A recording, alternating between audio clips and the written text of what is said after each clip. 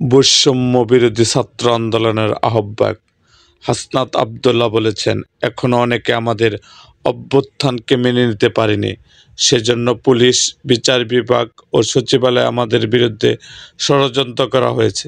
সচিবালয়ে আমাদের বিরুদ্ধে যারা ষড়যন্ত্র করছেন তাদের বলতে চাই, আপনাদের আম্মু আর দেশে ফিরে আসবে না। আপনার রিয়েলিটি মাইনে নেন। আজ মঙ্গলবার সন্ধ্যায় রাজধানীর কেন্দ্রীয় শহীদ মিনারে মার্চ ফর ইউনিটি সমাবেশে আওয়ামী লীগের ধূসর ফ্যাসিস্ট সচিব ও সরকারি কর্মকর্তাদের উদ্দেশ্যে এসব কথা বলেন তিনি। হাসনাত বলেন, হাসিনা গত 16 বছর বিএনপি, জামাত সহ সব রাজনৈতিক দলকে জিম্মি করে তাদের ভোটাধিকার কেড়ে নিয়েছিল, মানুষের বাক স্বাধীনতাকে হরণ করেছিল। কিন্তু আমাদের ডাকে সাধারণ মানুষ রাস্তায় নেমেছিল বলে হাসিনা পালিয়ে যেতে বাধ্য হয়েছে।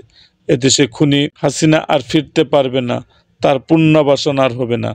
অন্তর্বর্তীকালীন সরকারের উদ্দেশ্যে তিনি বলেন, আপনাদের সরকার গঠনের কয়েক মাস পেরিয়ে গেছে, কিন্তু এখন পর্যন্ত আইন শৃঙ্খলা পরিস্থিতি স্বাভাবিক হয়নি, দ্রব্যমূল্যের দাম স্বাভাবিক হয়নি।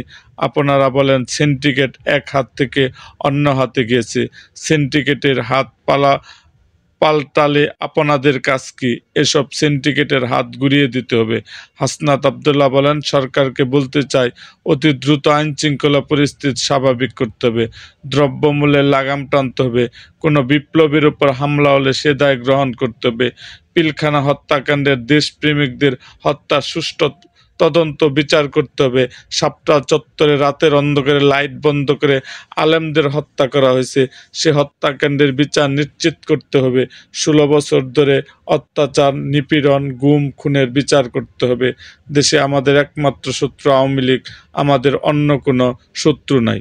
এরকম আরও ভিডিও পেতে এবং রাজনৈতিক অঙ্গনের নানা ঘটনা ও ইতিহাস জানতে আমাদের মুক্তাগাছার ইতিহাস মিডিয়া ইউটিউব চ্যানেলটিকে সাবস্ক্রাইব করুন এবং পাশে থাকা বেল আইকনটি বাজিয়ে দিন।